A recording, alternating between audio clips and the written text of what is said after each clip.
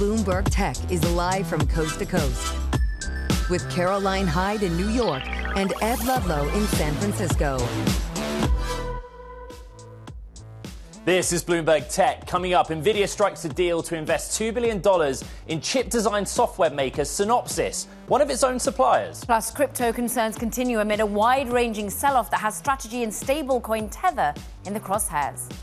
And OpenAI is taking an ownership stake in Thrive Holdings, adding to a growing list of circular deals involving the ChatGPT maker and its backers. Oh, we're going to be talking circular deals today with that Nvidia deal with OpenAI. But now we look at the broader markets, Ed, and we're under pressure once again. We're only off by 0.3% on the overall NASDAQ 100. But remember, it had a brutal month of November, the worst sell-off that we'd seen since March. And more broadly, we are starting to reassess these ongoing narratives of AI, momentum trades, crypto, and the like. We're seeing Bitcoin off by another 7%. We trade at 84,678. We're going to deep dive into that, but you're going to deep dive on some single names right now.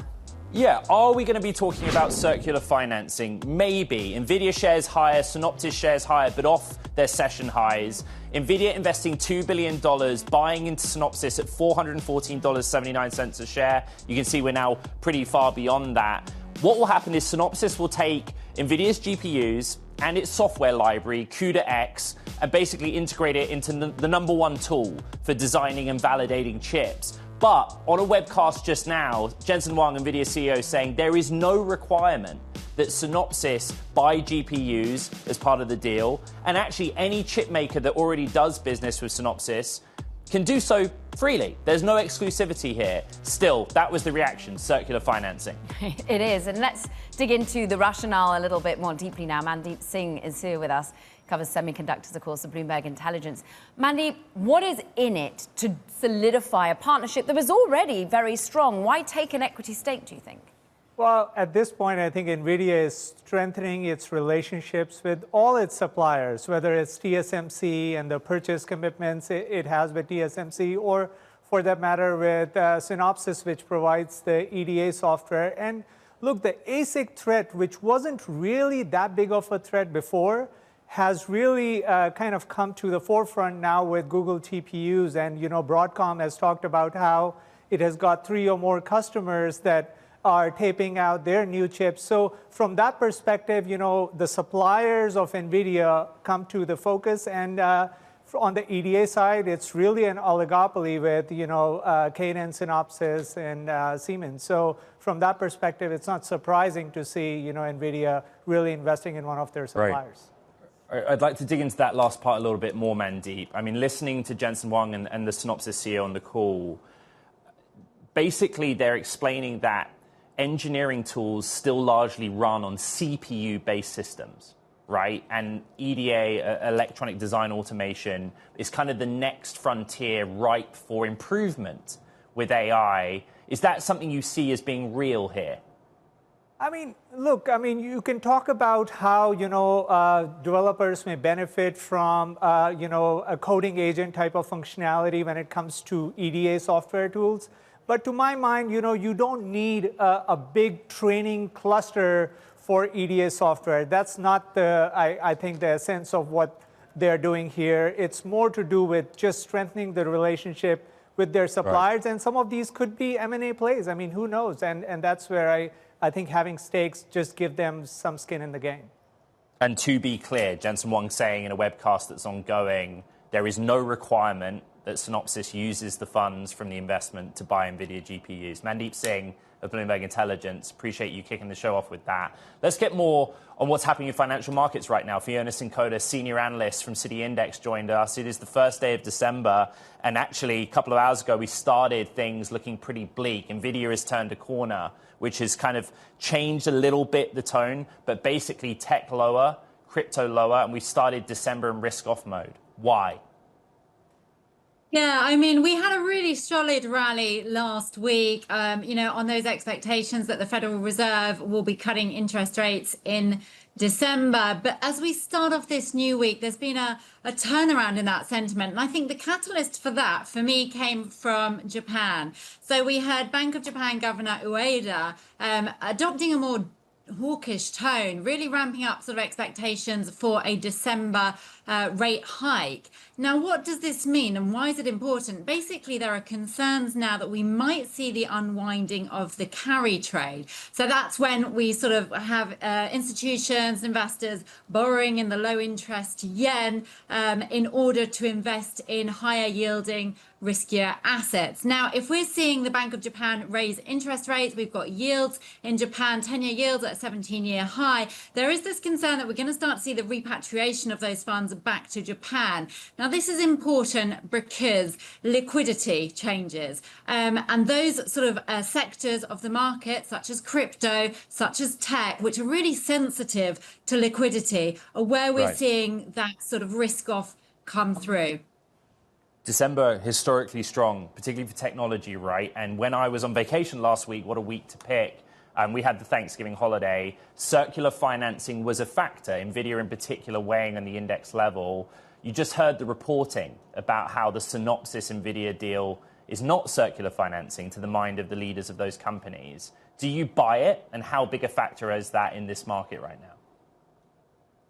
Really good question. I mean, this is front and central, I think, in a lot of investors' minds at the moment, particularly as soon as we hear the name Nvidia. Nvidia's been investing in firms that, you know, are or will be major customers of its products. So, you know, that has raised concerns within sort of the markets. And we've seen that play out in previous weeks where Nvidia really has come under a lot of pressure. It does feel like that is sort of starting to turn a little bit of a corner. Obviously, those comments today, I think, will help a little bit to ease those concerns. But at the end of the day, there is this sort of worries surrounding circular financing, and they're not going to disappear overnight. And that's because circular financing makes an ecosystem fragile. You know, it just takes one disappointment for the whole loop to fall apart. So I think it is right that the market does question whether this circular financing could be a problem. Meanwhile, Fiona, you could think that these are companies that are strategically thinking of how they can ride extra upside should the AI wins really come to bear. We're going to be digging into how OpenAI is backing a fund of its own VC partner that is looking at integrating its technology into portfolio companies, into service companies, for example. It wins not only by adoption of its technology, but on seeing some equity upside, Fiona. What do you need to see to vindicate that the productivity gains are there? Yeah, this is why it's so difficult, because I think sometimes or often, if you're in that bubble and it's falling apart, you won't often realize when it's actually too late. So, you know, I think the numbers that we've been seeing from Nvidia have been encouraging. You know, the latest earnings report was extremely positive. There weren't really any faults there.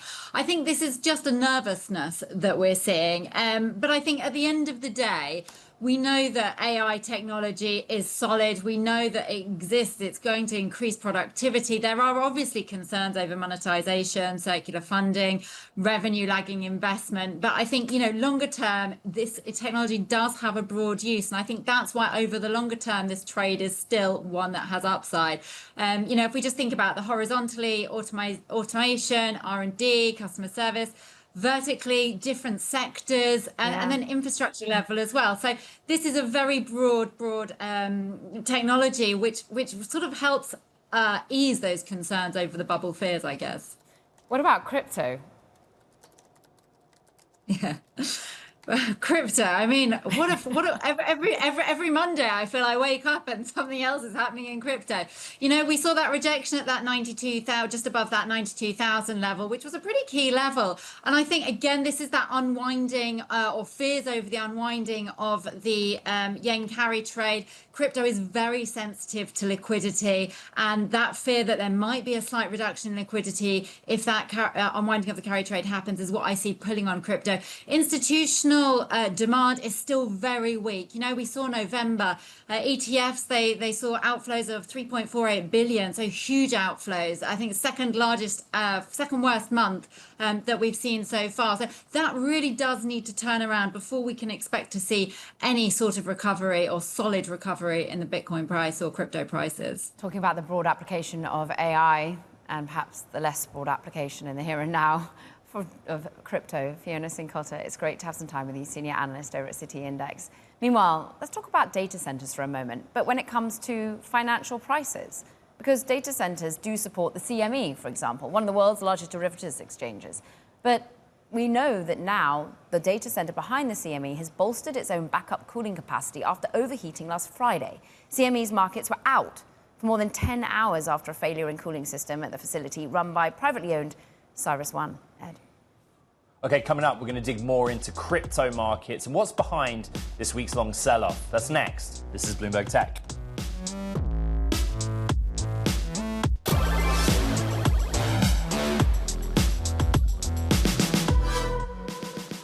Cryptocurrencies fell again today. Bitcoin dipping below 84,000 US dollars per token at one point. Ether dropping more than 7% to below $2,800. Joining us now on the crypto markets weeks-long sell-off, Bloomberg senior digital finance editor Ana Herrera. We're writing on the Bloomberg terminal about how we've started December in risk-off mode, but actually traders in the crypto space are bracing for even bigger moves lower. What are the factors behind that? So as you know, crypto is not immune to big price swings, and we've had these before. We're not a stranger to it, but what's different this time? It seems that there's not been any big crypto event like fraud or something that's very dramatic that's typical to crypto. It seems like crypto's maybe starting to mature in a way, and it's starting to follow more the macro environment and starting to behave a bit more like risk assets. So one of the factors today was sort of the Bank of Japan, which you were talking about before, and how that trade is unwinding, and people are concerned that there will be less liquidity and, of course, then less money to spend on riskier assets like crypto. There are some idiosyncratic issues at play here, though, Anna. One of them being perhaps Standard & Poor's putting out a bit of a risk warning on Tether, the stablecoin most widely used one, and worrying about its collateralization. But then we look to what's happening in Strategy, of course, a big purchaser of Bitcoin that shook the market by potentially saying it could even sell off that Bitcoin if really forced to do so. But now they try and come in and temper those fears with news of, well, really a reserve fund. Why isn't it working? Why isn't it pushing Strategy back higher again? I think again, perhaps everything in crypto tends to move together still. We had it with Coinbase for a while when it was the only listed company. It tended to react to Bitcoin even before the ETFs, right? It was kind of a gauge on the broader crypto market, a way investors could go in. So I think perhaps the mood is just risk off in general. And so no matter what Strategy is saying, investors are still a bit concerned and a bit cautious. And again, you mentioned before sort of the big withdrawals and redemptions on the ETFs. Again, until that changes and there is more investment in the ETFs, it's hard to see how the crypto market will pick up again. But crypto is also very strange to predict, so you never know. Tomorrow might be another day and very different. Well said. Bloomberg's Ana Herrera. We thank you very much. Let's keep the discussion going. Jalak Jobin-Putra is with us, managing partner at Future Perfect Ventures. It's an early-stage firm with a focus on blockchain technology, crypto assets, and more. For you, you're about the builders and the companies that are trying to use the underlying technology, Jalak. But just paint the macro picture right now. What does bring institutional retail money back into the ETFs or to the crypto as they stand? Sure. I mean, your previous guests have mentioned the Bank of Japan news, which was significant for Bitcoin as well as the broader crypto markets. And we've seen crypto since the ETFs have been issued, and we've seen more institutional involvement move more in line with other risk assets. Before, we saw a decoupling of the price behavior, but now, we're looking at the macro outlook, and it's challenging for risk assets right now. We also have the added challenge of the Bitcoin treasuries that have been built up. And if we start to see selling, as Strategy mentioned they may do, that's going to create more downward pressure. However, we still believe that there's great global demand for Bitcoin specifically, and we're going to continue to see ETFs and new products develop on Bitcoin. That's just going to happen in the next year or so. I mean, you're all about the ecosystem, blockchain.com, BitGo, also thinking, of course, how you've been in MoonPay. But when you see worries around stablecoins, or when there's a broader macro downward pressure, does that impact those that are trying to build, or do they shake it off? Well, it certainly impacts in the short term, but a lot of these entrepreneurs have been building for years towards a kind of rewiring of the financial system that is faster, cheaper, offers broader access to different types of financial assets. And we have seen over the years that that trend is not going away. There's going to be short-term blips, as we're seeing now. But stablecoins are going to be an important part of the new financial order. And we're seeing companies like Stripe and others start to adopt access to stablecoins. That is the state of play that you've just summarized. Everyone is bullish on the long term about the role of these technologies in the global financial system. And in the near term, we're in risk-off mode because of worries about interest rates and the direction for interest rates. And that, in the moment, is moving markets. How long does that carry on for? Well, there's a great amount of uncertainty, I think, through the end of the year. I'd say I'm looking towards the early next year to have that certainty back. We have several companies in our portfolio lined up to go public on NASDAQ. We're probably going to see, some of the short-term delay on that until market conditions improve. But I do believe that they will improve early next year. I just can't help myself. What is your 2026 year-end Bitcoin prediction? Well, I don't believe we're going to see massive kind of price movements. I've been invested in the sector, as you know, since 2013, specifically in Bitcoin. And we've seen massive, upswings, downswings. What we're seeing now, I think there'll be some tight trading. I can see it go, up to 200. I'm not one of those that's going to predict that it's going to go to 1 million. The reason I asked that, I was trying to marry those 2 points, the long-term bullishness on the underlying technology and the short-term price volatility. I did find it interesting reading the Bloomberg terminal that the data set that is giving most concern is lack of inflows into the ETFs, which you've discussed. What would change the psychology of people to push inflows in a positive direction? Yeah, I think it goes back to certainty. We want to see where the interest rates are headed on a global basis. The October sell-off in the crypto sector was due to the tariff uncertainty around China. We also saw people taking profits when Bitcoin went up to 126,000. So in the span of 3 months or less than 3 months, we've seen over a 30% drop. That being said, I don't see a downward spiral because there are going to be people who want to get access to the asset. I mean, we just came off of Thanksgiving in the US and dinner table conversation was all around crypto. Of course, AI also, but crypto was a big part of it. So there's still a lot of retail interest. And, I think they get concerned when you just see these big price drops, but we'll start to see that reverse. Jalak Jobanputra from Future Perfect Ventures. Great to have you back on the show. Thank you. Caro. Yeah, and now it's time for Talking Tech. And first up, well, we're looking at Elon Musk expanding Snailbrook, Texas. The company town tied to the Boring Company. Correspondence between Musk's executives and local officials show plans for new housing, a science center, and a gym. It comes as the Musk tunnel building company negotiates with the county over tax breaks and environmental concerns.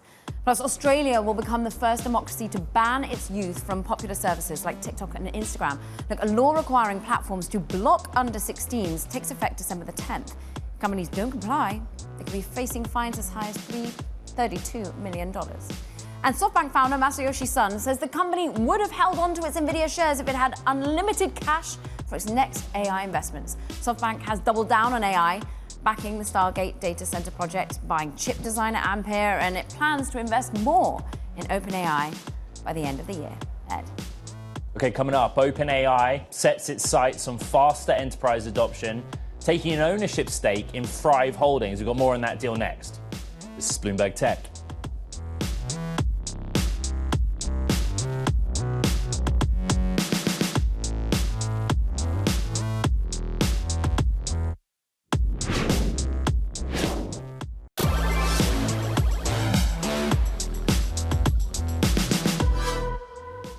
OpenAI, well, it's agreed to take an ownership stake in Thrive Holdings, an investment vehicle of its own VC backer, Thrive Capital. It's all about accelerating enterprise AI adoption, we're told. OpenAI says it plans to boost speed, accuracy, cost efficiency among the companies within Thrive Holdings. Bloomberg's Seth Fiegerman joins us now on the latest that some will say, again, circular AI deals. How is this going to be a win-win for OpenAI? Yeah, it does have the appearance of circularity. We'll figure out more of the details soon, but OpenAI is going to help the businesses that Thrive Holdings invests in by embedding its own teams within those businesses to help them speed up and become more efficient in AI deployment. And of course, Thrive Holdings is part of Thrive Capital, which played a really pivotal role in backing OpenAI over the last couple of years in multiple rounds and making it what it is today. So, mutual. Seth, I think we're both hearing in sort of pushback to whether this is or is not circular financing, that there is no exchange of money or funds between OpenAI and the holdings bit, which makes it confusing. Basically, therefore, it kind of is like a venture capitalist who's an operator. Sounds like OpenAI comes in and goes, we'll help you with all these things for $0. Yeah, I think we're trying to figure out what the precise deal terms are here, but regardless, this is OpenAI that was primarily backed by Thrive Capital over multiple investment rounds, now having a stake and a vested interest in seeing this other arm of Thrive, thrive and its businesses do well. What dollars changed hands, we don't know yet, but it fits into the larger mold here of a lot of these non-traditional arrangements between VCs, chip makers, cloud providers, and the up-and-coming AI developers who are all kind of bound tightly together. And I think the industry would say, well, this ensures that they all kind of rise up, they all help each other, and they all do well. But I think those interwoven agreements are also a real cause for concern right now. It's also about how VC itself is pushing boundaries in new types of vehicles. Josh Kushner, who founded Thrive Capital all the way back in 2010, is now, only recently in April, I think, founded this Thrive Holdings. And it's about buying stakes or even growing accounting companies in the market? Yeah, I think, Thrive at one time was more into smaller investments, and now they're kind of doing the private equity thing, either launching or acquiring bigger firms, and they see AI as a real opportunity to expand their portfolio in a way that maybe the traditional VC arm would not have done. And OpenAI seems very eager and willing to come along for that ride. So. Bloomberg's Seth Fiegerman out in New York City on the Thrive Holdings OpenAI deal. Thank you very much. Now, coming up on the program, we're going to talk with Shopify president Harley Finkelstein about how consumers are spending. Where are they spending on this Cyber Monday? That conversation coming up next. This is Bloomberg Tech.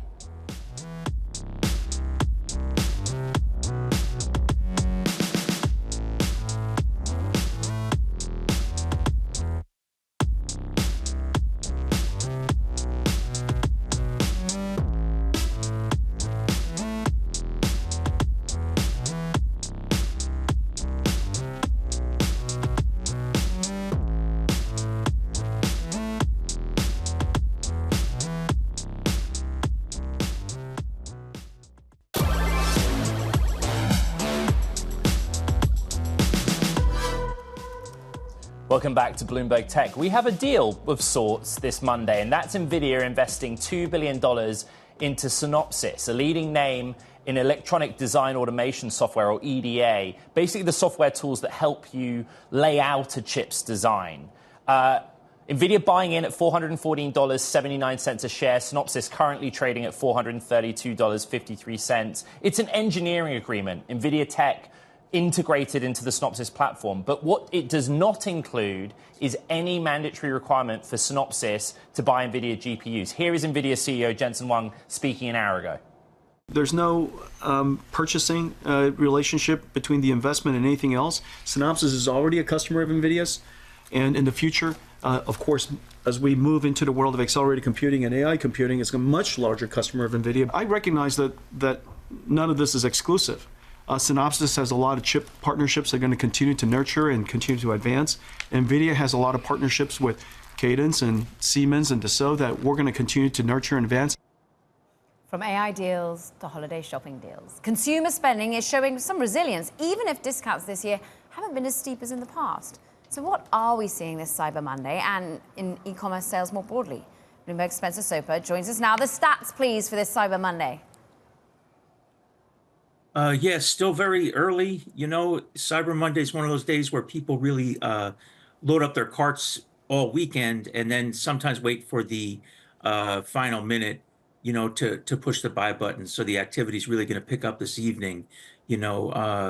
before midnight and the deals close. But so far, we are seeing that patience is paying off for people who waited for Cyber Monday. Discounts averaging, I think, 31%, according to Salesforce on Cyber Monday. And that compares to about 27, 28% on Black Friday. So people who waited a little longer are getting a little bit better deal. Spencer, I think there's a lot of value for the Bloomberg Tech audience to hear from you which data sets you're tracking, which platforms we pay most attention to, and throughout the last few days, if there's any kind of bigger picture consumer behavior trends that you've spotted. Yeah, that's a great question. And actually, there's a lot of talk about consumers being cautious. I think even data providers are being a little more cautious because we are getting the data a little more slowly. This is our first year, our first holiday shopping season with, since the tariffs were announced. And also we had the big government shutdown. So there's a lot of mixed signals going in. There's still pretty rosy projections, things like the NRF and Adobe predicting, another record year for the holiday. But that a lot of those predictions were made a little bit earlier, and even before the government shutdown was lagging. So I'm curious to see how it plays out. There's a lot of mixed signals going into this holiday shopping season, even more so than a typical one. Bloomberg Spencer Soper, thank you very much. Okay, what's next? Let's stay on the topic of holiday shopping, because despite some of that economic uncertainty Spencer was talking about, disappointment over the size of discounts, US shoppers did open their wallets on Black Friday. So what does that mean for the month ahead? Harley Finkelstein, president of global commerce company Shopify, is here with some good data, some good insights. I mean, where we ended it there with Spencer, Harley, the forecasters, the predictors say that this will be another record shopping season in aggregate. The data available to you, what are you seeing? What are the trends? Yeah, I heard what Spencer said there. I mean, look, Friday was another record-breaking Black Friday weekend.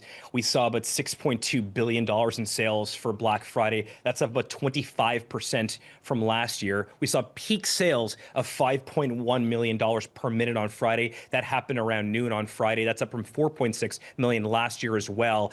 And if you pull up, actually, anyone can see this bfcm.shop. You can actually see global commerce happening right now in real time. We are currently seeing about $2.5 million in sales per minute, about 25,000 orders per minute, and we've seen just shy of 70 million unique shoppers buy from Shopify stores. So it's certainly shaping up to be another great day, and happy to go into some of the merchants and some of the trends that we're seeing across Shopify.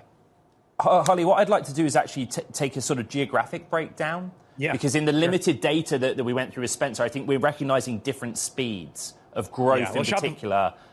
US versus Europe. Could we start there? Yeah, sure. I mean, look, if you look at top-selling countries across the world where Shopify sells, we have millions of stores. In places like the U.S., we power 12% of all e-commerce. So we have a really great view of things. U.S., U.K., Australia, Germany, and Canada are the top 5. If you look at top 3 selling cities, you see L.A., New York, and London. In U.S. alone, L.A., New York, and San Francisco were the top 3. The other thing that we also saw is cross-border, but 17% of orders were cross-border orders, so shipped to a different country as well. And then in terms of top trending merchants that we saw Hatch, which is sort of this, it's called the Restore 3, which is this phone-free alarm for kind of morning routines. Crunch Labs has a sort of kids build-it-yourself monthly toy subscription. Brooklinen on their super plush robe, and then Base has their weekender travel bag as well. So we're seeing across a bunch of different verticals do really well. But a big thing actually that we're seeing now is last year seemed to be a lot of talk about getting outside. Gifts were about the products being sold were about things like skiing or hiking or camping. This year seems to be that home is really, the winner here, where people are buying things for their home, whether it's kitchen stuff for the kitchen or puzzles or blankets. But generally, consumers are buying from brands they love, and we're fortunate those brands are on Shopify. What does that cross-border stat, that 17%, signal to you? Is that growing? Yeah. I mean, how does that stand up to last year when perhaps tariffs weren't such a headwind? Yeah, I mean, I think it means is that consumers generally are somewhat geographically agnostic. They want to buy from their favorite brands. You know, we heard from Gymshark, they had their biggest Black Friday sale ever online. AG1, Athletic Greens, was up 50%. Brunt Workwear got an order every 5 seconds. So if you think about where consumers are purchasing, they're buying from brands they love, the Vioris, the Figs, the Alo Yogas, the On Runnings of the world. And I think they're agnostic to where those are coming from. The other thing that we're seeing, which is really interesting, is that this really wasn't just about discounts this year. People shop brands, not channels. We're almost living in sort of a post-world channel where, you know, consumers bounce from a TikTok video to an AI agent to a website to a store, even in video games like Roblox, where Shopify powers commerce. The brands that really won the weekend made the experience feel the same everywhere they were, and that continues today. Let's talk, Harley, about the inevitable AI question, because you are like the global commerce company. You're helping people be digitally native. How are they interacting, therefore, in this world of brands with various AI agents, whether they're their own or whether they're external, third party? Yeah, I mean, look, it's still very, very early, but since January, we've actually seen AI-driven traffic on to Shopify stores up about 6x. But we've been preparing for this for years. We've been laying the rails for agentic. We've already announced deals with Perplexity and more recently with ChatGPT, where brands on Shopify can sell directly in those conversations. No links, no redirects, just sort of this very seamless experience directly in the chat. And so I think we're going to see a lot more of that. Now, what permutation eventually wins, we're not sure yet, but we'll be ready for it. But the other side of it is really interesting, which is that brands, the merchants themselves, are using AI to support them on the biggest shopping season weekend of the year. So we have something called Sidekick, which is the AI assistant built into Shopify, which knows everything about merchant stores, knows everything about Shopify. And we've seen over 100 million conversations with Sidekick. So merchants are able to do things like, you know, design, copyright, market, create these incredible analytics dashboards where they can decide where to spend in a much more sophisticated way. And so it's giving smaller merchants a real leg up against the bigger guys because this AI empowers them. I want to go back to tariffs, Harley, but with a slightly different way of asking the question. Sure. You can look at overall spend, but the question we're asking ourselves in the Bloomberg newsroom is, are consumers still spending and getting less in return? So what are the data sets that you're tracking that evidence that impact of tariffs, either through a diminished spend or same level of spend, but you just get less for it? We actually measure, you know, both consumer confidence, but also consumers' appetite to spend at checkout. And so far, I mean, as we speak right now, Ed, $2.5 million are going through checkout every single minute. So we've operated through all types of macro environments, and our focus is always the same, which is support merchants. And I think what we're seeing, though, is that, you know, whether during the pandemic, for example, we introduced tools like, you know, contact list delivery back in 2020. Well, now we're creating tools to help merchants navigate cross-border tariffs and navigate sort of some global uncertainty to make sure they have everything they need. So we're not complacent about this. We're tracking macro conditions, but so far Shopify merchants consistently outperform the overall market, and we're seeing that they're you know, they have a lot of buyers right now. Harley Finkelstein, great to have some time with you, president of Shopify. What a weekend it's been for you, I'm sure. Now coming up, we speak with Runway CEO Cristobal Valenzuela, as of course the company is launching its latest text-to-video model. Is already top of the leaderboards. This is Bloomberg Tech.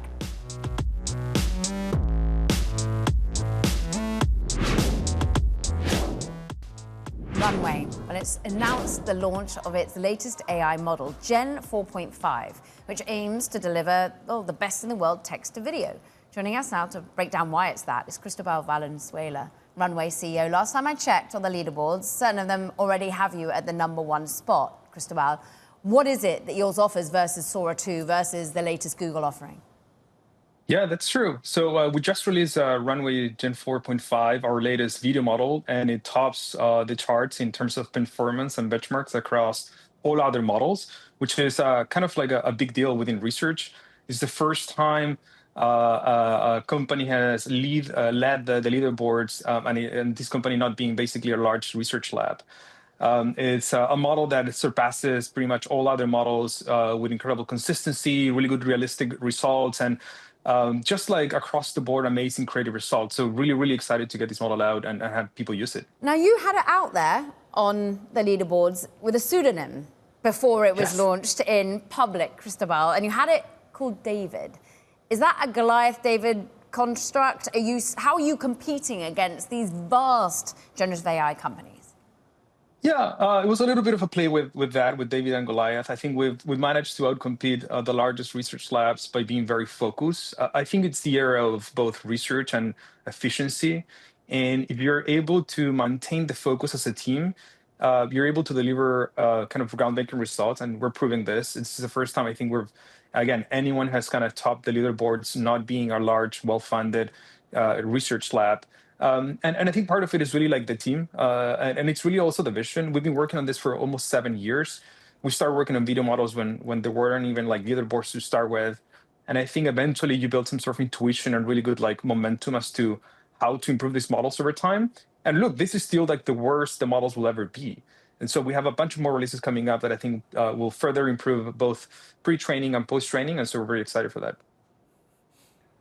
Cristobal, you're not that small. You raised $300 million in April at almost $4 billion or $3.3 billion valuation. I do think there's some value in you explaining what was different this time around in the training of Gen 4.5 and the data set. What is it that you did differently and that has allowed you to release such a competitive model? I think there's a lot of different things. On the one end, pre-training has been one of our focus for a long time, making sure that both the algorithmic improvements are there, but also the way we caption, we structure data, we build the models themselves and test them. The best way really to think about a lot of the research is you need to conduct multiple experiments through multiple months. And there's a lot of learnings within how you run those experiments. And I think what we're kind of proving is that infinite resources, I mean, you're right, we're definitely not in the smallest side of a company, but we're not $1 trillion or $4 trillion company, yet still managing to outcompete the resources of those companies is it's kind of insane, to be honest. And I think a lot of it has to do with the experiments and the research taste, which is if you're running all these experiments, how do you make sure they're effective and efficient? And I think that's something we've done really, really well, which is focusing a lot on pre-training. Gen 4.5, apologies, has been released to your enterprise customers straight away. What's the business model for it? You know, how do you guys monetize on top of that? You've just talked a lot about research. I mean, it's pretty straightforward. We have subscriptions and we have credits that people can buy to use the model. We're releasing this model to gaming companies, to studios, to brands, to production companies, to creatives around the world. We have tens of millions of users actively using Runway. And again, the efficiency side is not only coming from the pre-training or the training side of things. We've also been incredibly efficient at deploying the models. We partner with Nvidia for a lot of this work, and we managed to get really good performance of inference. And so we actually make money every time you use the model. And that's, I think, a remarkable feat, not only on how we think about the research that needs to be done, but also the market and deploying this so the unit economics make sense. Because Cristobal, sorry, just real quick. So you're saying you're profitable running Gen 4.5? No, we're making. I'm saying we're making money by every time you use the model. We have a good margin on the model itself on how you use it. We managed to deliver really good performance on inference, so the model is still cheap to use compared to other models, while still being the best model in the category. And that's incredibly hard to do. Again, it just goes back to the focus the team has had for quite some time. Cristobal Valenzuela, Runway CEO. It's great to have you back on Bloomberg Tech on the release of Gen 4.5. Okay, coming up, we're going to talk about second round bids for Warner Brothers Discovery. What are Comcast, Paramount, Skydance, and Netflix offering? We're going to find out next. This is Bloomberg Tech.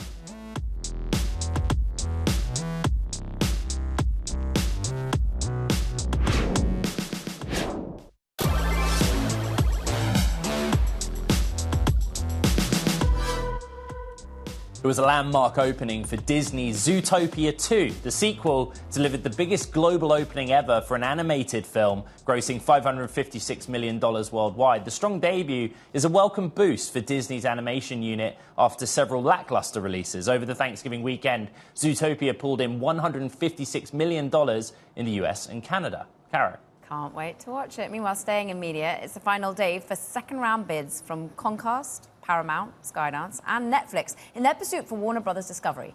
Here to break it all down, Felix Gillette.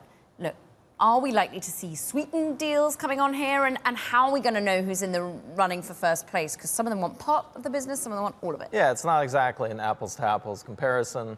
obviously Netflix and Comcast want just the streaming studios, whereas Paramount is seeking the whole company. I think the big question is, can David Zaslav get the $30 a share he's after? There's been some skepticism that the bids will come in that high. I think all of these companies, they're looking at the future. It's going to be an incredibly competitive landscape. They feel like they need these assets to compete with all the other distractions online, the YouTubes, the TikToks, everything. Right. So yeah, it's going to be a big deal, and I think it remains to be seen, will they meet what Zaslav wants? Do we know what they meant by sweetened bids? What it is they wanted in addition? Yeah, I think there's, part of it is just how they're going to finance it also. Apparently they want more cash, versus stock. Will there be breakup fees? All of these companies face pretty, big regulatory questions about whether or not these deals. I mean, Netflix has the #1 streamer. You'd be getting HBO Max assets, which would be, #3 streamer in the market. With NBC, they have a broadcast license. What do you do with that if you need to transfer? We've seen all these FCC issues come up over broadcast issues. And with Paramount, they've just bought, they're still working on the previous deal with Skydance and Paramount. So there are issues facing all of these companies. Paramount's been very aggressive about saying, oh, we have, Trump's blessing. And so it's going to be, we have the easiest, clearest pathway to get this deal done. I think it's been a very busy weekend for many lawyers, at least, and M&A strategists on the deal. Bloomberg's Felix Gillette, great breakdown. Now, turning to Amazon's AWS reInvent conference. Kicks off today in Las Vegas, where tech leaders are gathering for the latest innovations in cloud and networking technology. Let's get to what we can expect with Anurag Rana. He's Bloomberg Intelligence Senior Tech Analyst. So it's been a busy weekend in run-up, I'm sure, for Amazon employees too. I really want to hear about Trainium 3. Is that what we're going to be hearing about the competition in chips?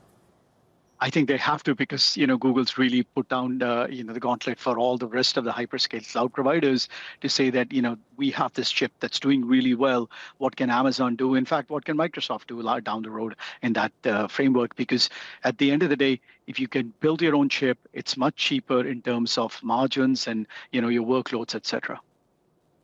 reInvent is a developers or industry conference, right? There's going to be things specific to that, but actually, Anurag, I think you'd agree there's some very general questions that AWS need to answer about capacity planning, their exposure to one type of GPU or accelerator versus another. What would be top of mind for you, just to get the basics from AWS on? So one of the things we'll be hearing for is, what is their expansion plans right now? What are their customers doing in terms of deploying AI? One of the most important parts of AWS story that I don't think people understand, it's like knee deep into enterprises, and that's where a lot of the data resides. So for the next level of growth for us, it's not going to come from consumer apps. It's going to come from enterprise AI adoption, and a large portion of that is on AWS. What are they doing with it? What's kind of their partnership with OpenAI right now? How many models do they have on their services, right, and what kind of adoption rate you're seeing? Started 2025 asking what would happen between AWS and OpenAI. Kind of know a bit more now. How interested are you in that relationship?